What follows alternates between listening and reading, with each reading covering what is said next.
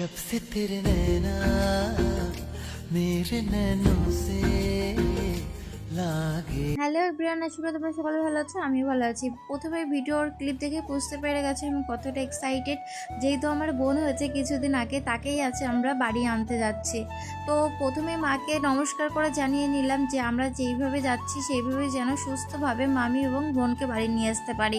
আর দেখতে দেখতে আমরা বনগা চলে এসেছি, কিন্তু বনগা টু হেলেঞ্চের রাস্তা এত খারাপ, মানে ধারণার বাইরে। তো দেখতে দেখতে আমরা চলে এসেছিলাম হসপিটালে। আর এখানে প্রথমে দেখে নিলাম যে মামা কিছু সই করছিল, যেহেতু আজকে মামিকে ছেড়ে দেবে।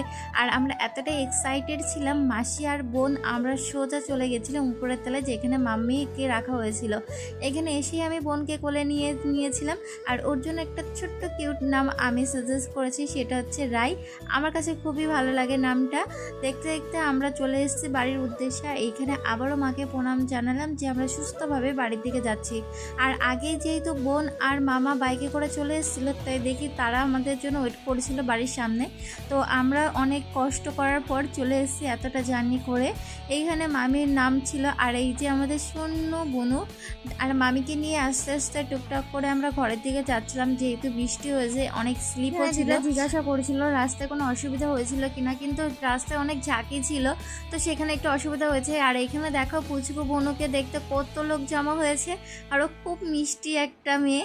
আর এইখানে দেখো আমার হাত কি সুন্দর ধরে রয়েছে, এটাই আমার লাইফের বেস্ট পার্ট।